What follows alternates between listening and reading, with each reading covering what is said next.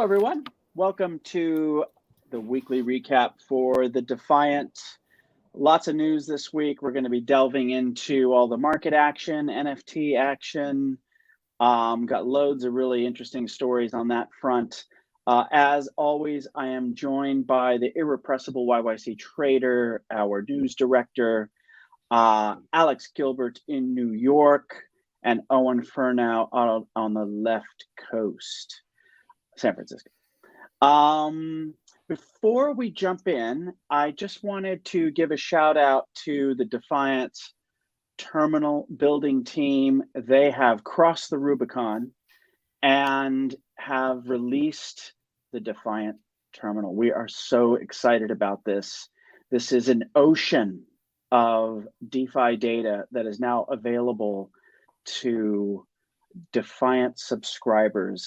You can go into the terminal and start to build your Defiant DeFi dashboards, slice and dice market data, look at pricing. And what a great week for this to happen, because the markets are alive and singing. I think everyone was covering them. Everyone on our team was covering them at some stage. But Owen, I'd like to begin with you, if I may, because you wrote a really cool take yesterday, published, refreshed this morning, on how after US GDP data was released, we saw, I guess a lot of it was kind of, bought in because the markets kind of shrugged, at least the equities markets and Bitcoin and Ether, but layer ones actually popped quite a bit, and you caught that and zeroed in on it. Tell us about what you saw.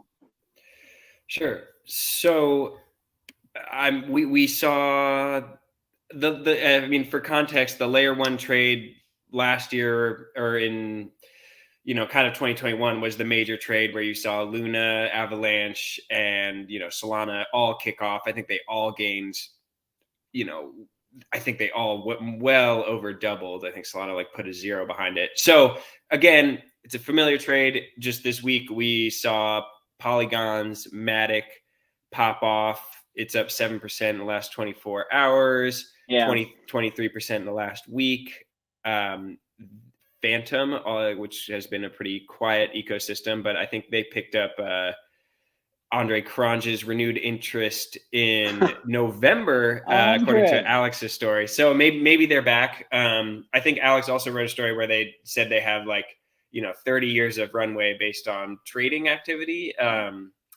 Now some of these 7-day figures are just kind of eye-popping. Polygon, 23%, Cardano, 12.5%.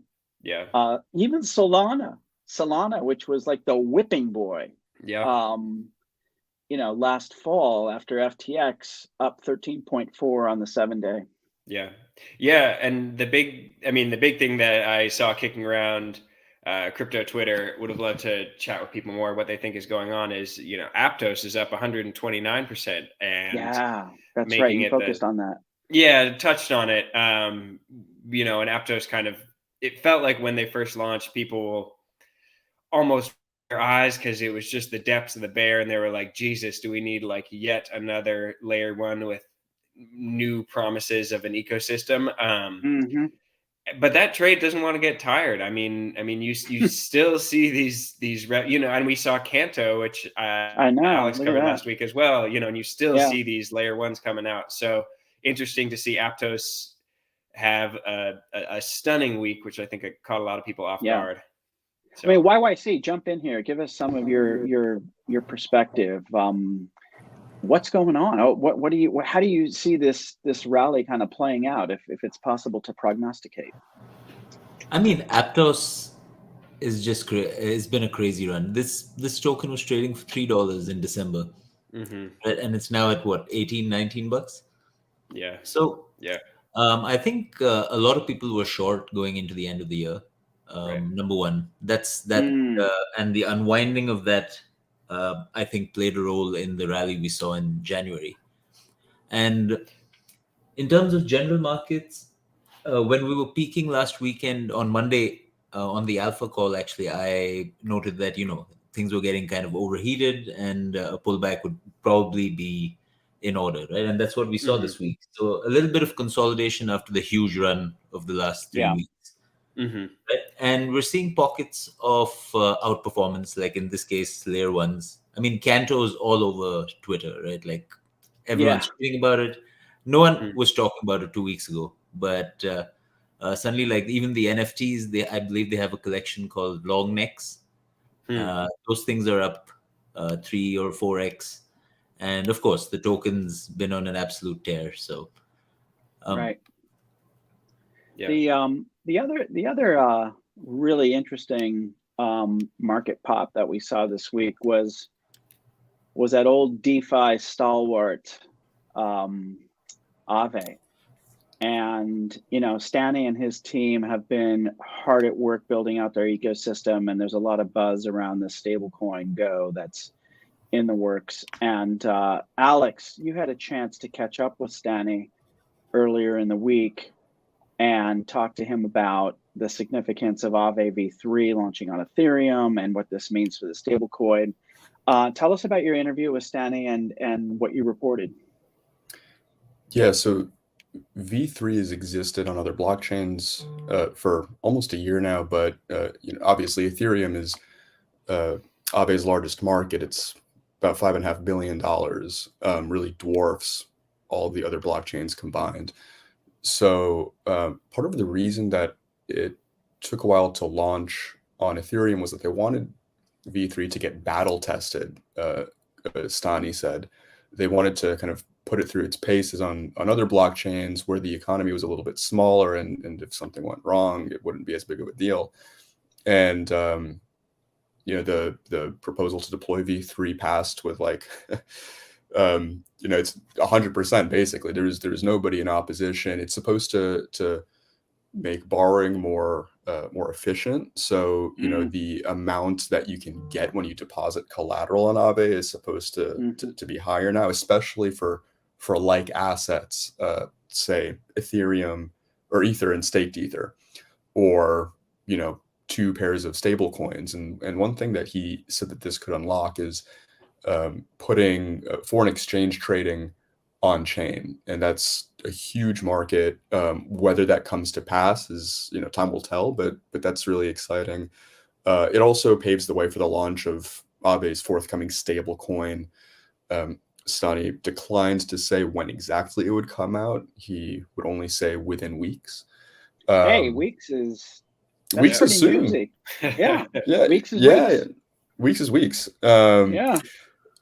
So that'll be coming soon. And part of the reason that it paves the way, they could have put Go out already, but among the other things that V3 does, according to Stani, is that it's going to make Aave more secure. So Go will be able to better hold its peg than it would on previous iterations of their protocol.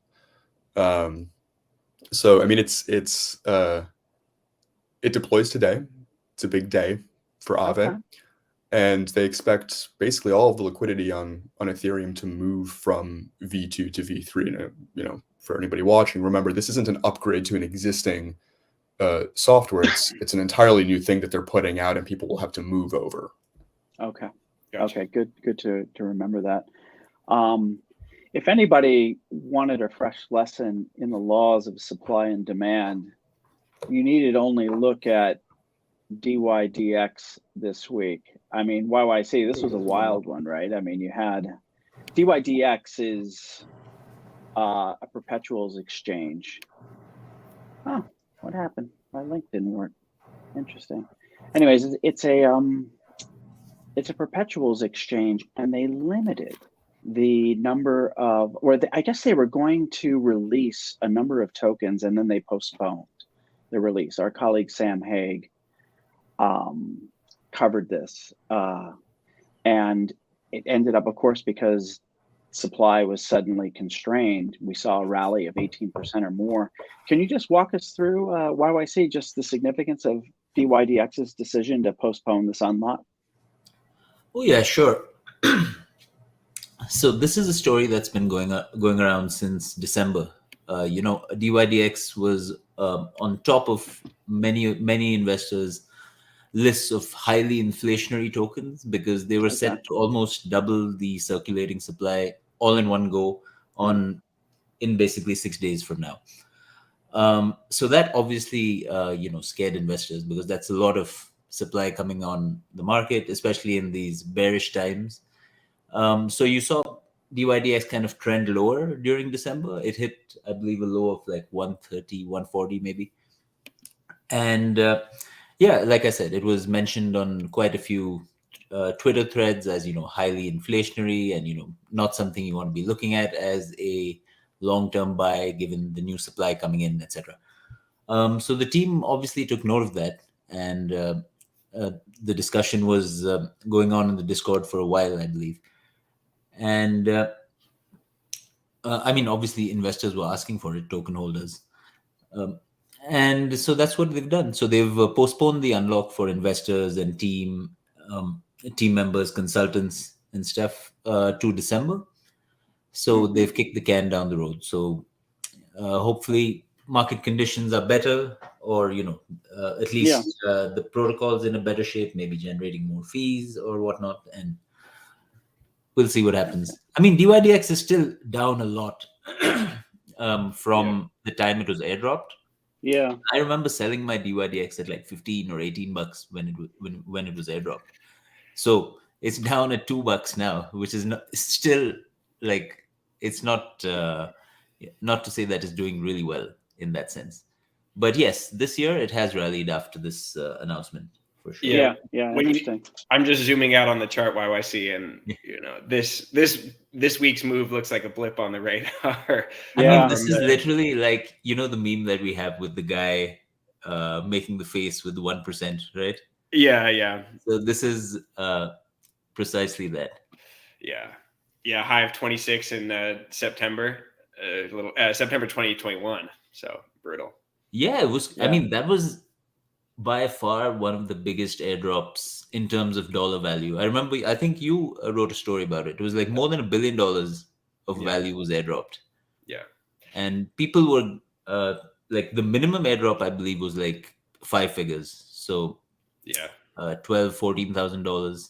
And people, of course, US investors were protected from the airdrop, right? But everyone else, I mean, they cleaned up. I know some people who got like 500,000 worth of tokens. Oh my God! Yeah, like really active, high volume traders. I mean, they got a lot. Yeah. The other interesting market story that we'll cover before we shift gears to all the cool NFT stuff that happened this week is Optimism. And Alex, you wrote on how OP rallied to an all-time high, even as activity was plummeting per NFT incentives ending. Just tell us about this dichotomy between the rally and the activity plunge.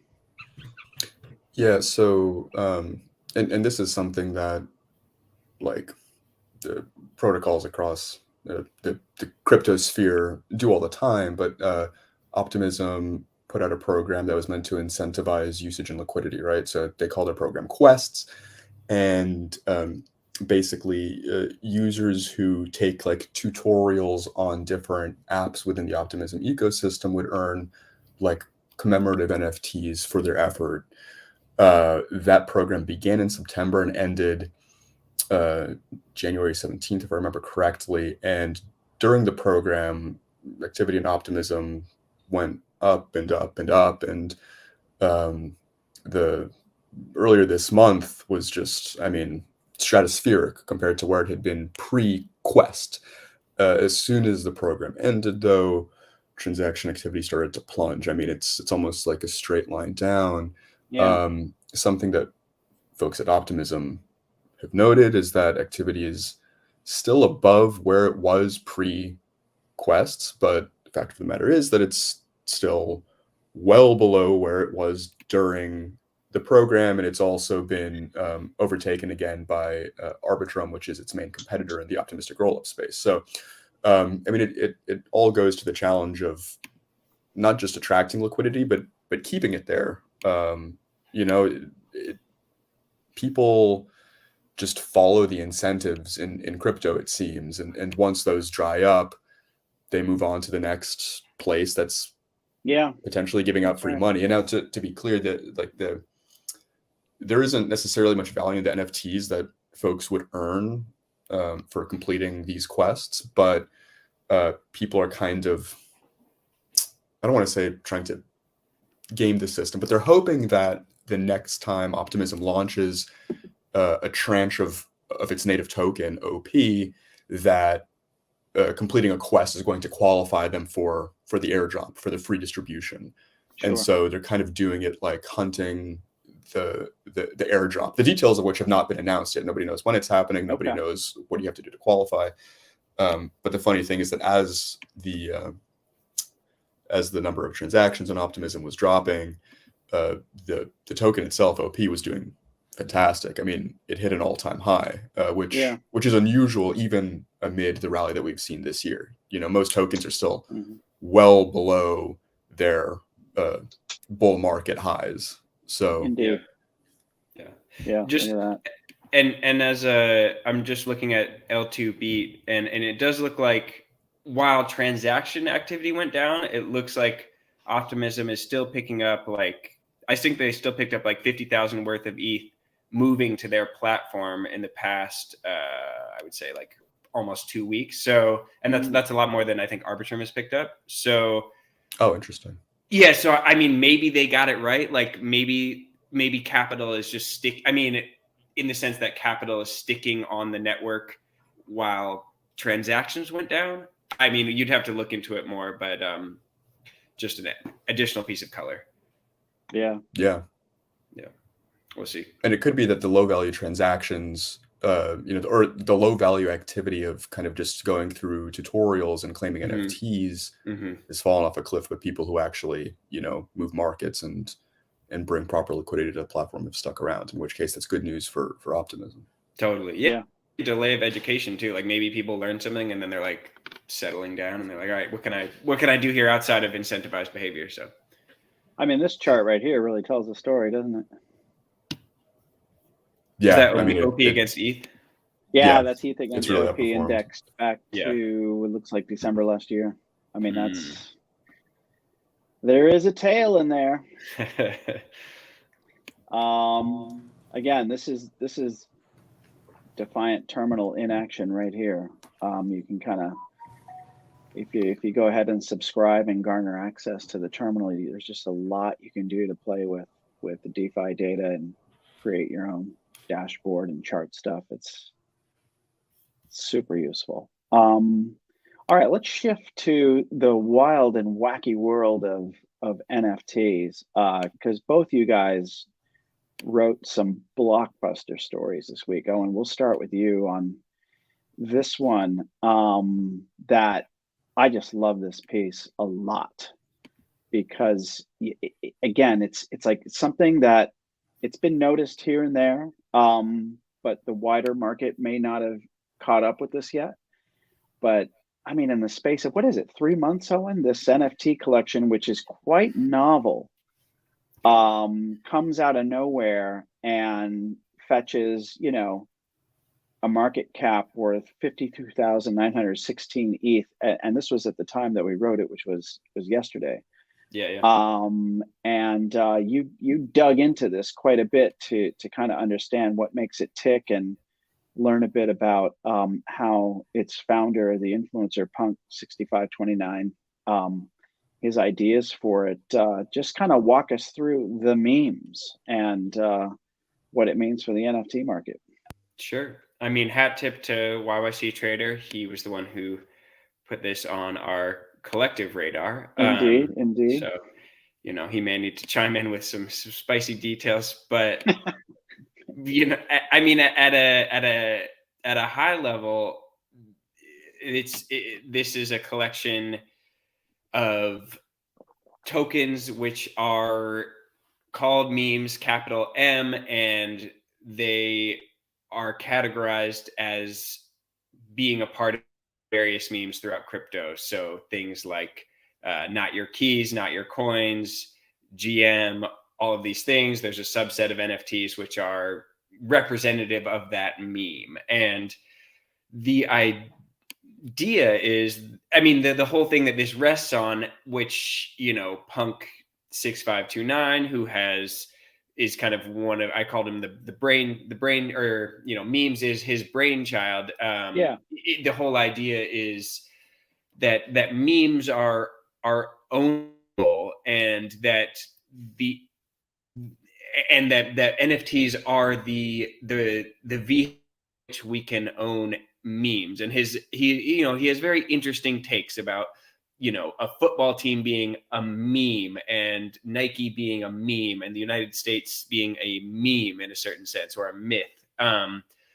So it's very interesting. I mean, these things have caught fire. It's hard to tell what this means, you know, like, it's like, is there a real, I mean, at the heart of it, what do you own when you own these NFTs, right? Do you really own a meme? And that I mean, it's an interesting question. Yeah, that's what really caught my eye, was that it's counterintuitive, because he's essentially saying you can claim ownership or buy ownership of the most viral thing on the internet.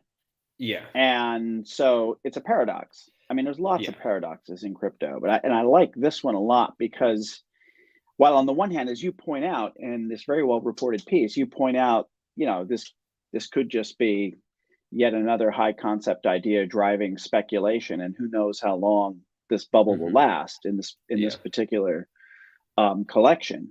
But on the other, there's kind of a really interesting, you know, artistic concept taking place. And when I was going through this, it just made me think of, you know, Jasper John's flag from the 50s, in which, I mean, when he painted this American flag, lots of people looked at it and said, like, what the hell is that? That's just the flag. But by the act of painting it made it unique and made it art.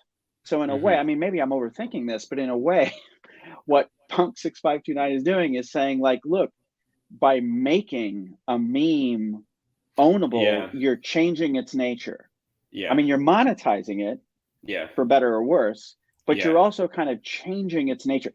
That's interesting. I think that's really interesting. And I mean, Warhol did the same thing. I mean, he painted cans. Now, I'm not comparing Punk 6529 to Warhol or Johns, but I'm saying, you know, the cool thing about NFTs and memes is that they represent a kind of pop art. And, you know, a lot of people might scoff at that, but I think that's what this guy's scratching at here, you know, with this collection. And I find it just super interesting. Yeah. I mean, I appreciate that take. I mean, it'll be really interesting to see how, because they do bend the category in that they're not, I mean, they're not another PFP project. They're trying something new. They're trying something kind of meta. Yeah, they're trying something new. I mean, he's kind of he's created this new model. I mean, YYC, we twigged onto this a while ago. What was it about this that you found interesting? I mean, honestly, I found this project way back last year. Maybe this was in the depths of the bear market, right? And it had just launched. And there were a few memes that kind of caught my attention. Because like I like the artists and stuff, because and it was just fun, you know. It was a small community. There was none of the crazy speculation that we've seen this year, right? Like it's kind of caught on a life of its own. But it was just fun looking forward to these weekly drops of, you know, random art from well-known but upcoming artists in the space. Okay. Right? But then towards the end of season 1, this was just before Christmas, there were a few drops that were extremely high profile. Like Xcopy did the last card of 2022, and like all the cards are minted for a flat price of 0.06 odd ETH, right? And the Xcopy card immediately started trading at 5 ETH. Right, and that's and before that, there were a couple of others as well. There was the Sergeant Pepe, which kind of gave a kickstart to the whole ecosystem, because, you know, that one, again, started trading above an ETH on day one. And that's what drew a lot of new people into the collection, right? Because obviously price action, you see it trending on OpenSea or any of the NFT analytics tools, and you're like, hey, what are these memes? Let me go check them out. Yeah. And yeah, so after Xcopy, and then there was like a lull for the holidays, and then there was so much hype and FOMO built up that season 2 just kind of took off with a bang, Right. And last weekend, I That's would say, was probably peak FOMO, and we've seen them dip this week. okay. Yeah, but Yeah. still, I'm excited to see where the project goes, just in terms of the concept. Yeah, no, I mean, this is the kind of creativity you want to see in the space. And for readers who are interested, I would just urge you to read Owen's story. Go to the Defiant website and read Owen's piece, because what we don't have time to get into here was 6529's take on what the open metaverse is and how this collection might play a role in that. And it's pretty interesting stuff. So by all means, go check out the story on the website. The other really fascinating story that Alex, you reported, was on Magic Eden and eyeing some changes as it kind of navigates the rough patch. And this is an NFT marketplace story as opposed to an NFT collection story. But you reported on how Magic Eden is betting on a multi-chain strategy and loyalty program, and it's making a move onto Polygon. Tell us about its strategy and how this is going to help it kind of weather the down market. Yeah, so something that's interesting, and like I think it's common knowledge at this point, crypto's going through a bear market, but the NFT market specifically is doing really poorly. On Ethereum. The volume on Ethereum is a fraction of what it was at the beginning of 2022, a year ago. On Solana, it's held up okay over the course of the year. I mean, it hit a trough in the summer, but has since rebounded. The problem is that all of that volume, all of those transactions are denominated in Sol, the Solana native token, which took a huge hit after the collapse of FTX because it was so entwined with the exchange, right? So, it's been, even though the volume looks okay at first glance, it's also been a rough year for NFT platforms on Solana. And so Magic Eden is trying a couple of things, right? It's like a multi-pronged approach to navigating the bear market. One is to branch out to multiple blockchains. This was always in the works. It was always something that they wanted to accomplish, but they're making a real push this year. They debuted on Polygon a month ago. They're going to have like a quote unquote stronger re-entry on Ethereum in March. Separately, they're trying to really hold on to the users they do have. I mean, everybody knows that in crypto, there are a lot of tourists, right? People who think that they can make a quick buck. They show up, they do or they don't, but then as soon as everything kind of falls apart like it did in 2022, they're out of here. And the challenge is, for people who really are interested in this space, but for whatever reason are thinking about leaving, how do you keep them here? And they're turning to Magic Eden, or turning to tried and true Web 2 methods, loyalty programs. I was told to think about some of these as something akin to airline miles, right? Like the more you use Magic Eden, the better tier of user you're placed into, and the steeper discounts you might be eligible for. Really? Okay. Separately, they're also thinking like, okay, Magic Eden is an NFT marketplace. It's a really crowded field. What can we do how can we make this more than a place where people just transact? And so they're looking into ways to make the platform more social, a place where people can actually come hang out, talk with each other, like almost a third rail in the crypto community beside Discord and Twitter, which is where, man, like that. And then in I guess a distant third place, Telegram is really where all the communication happens. And that's the maybe most ambitious thing that they're eyeing right now, and what form exactly that takes remains to be seen. Okay. But it's all you know, what makes this interesting is that the NFT marketplace economy is really crowded. There are so many players, and trends catch on really quickly. I mean, last year, when you saw a couple of upstarts offer royalty-free trading, and within a couple of months, everybody was doing it because the competitive pressure was such that they didn't really have an option. And so if Magic Eden managed to succeed at this, then it could become a formula that other platforms try to emulate. I see. No, that's really interesting. Yeah. I mean, by its nature, NFT market is quite faddish. So if somebody comes up with a new model that has staying power, that's significant. Yeah, as long as they don't add comments to NFTs like Coinbase did, right? Oh, yeah. Add comments? That's that's interesting. Coinbase tried that. Yeah. Like, why are you buying this rug?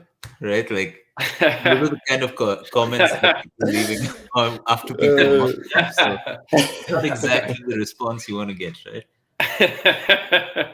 Yeah, you don't want anyone to call you out for buying some dumb NFT. Yeah. Yeah, I mean, you can see that on OpenSea too, but at least you can't like be like directly interacted with, right? Like, okay, I bought that, but that doesn't mean that you can comment on it. Yeah. Beauty's in the eye of the beholder. Got to tune out the haters. Yeah. You gotta have conviction. Anyways, are we good? Do we have one more story? Did Ed get frozen? I think we've lost Ed. Yes. Yeah. He was looking. I was like, Ed's looking so kindly at us, and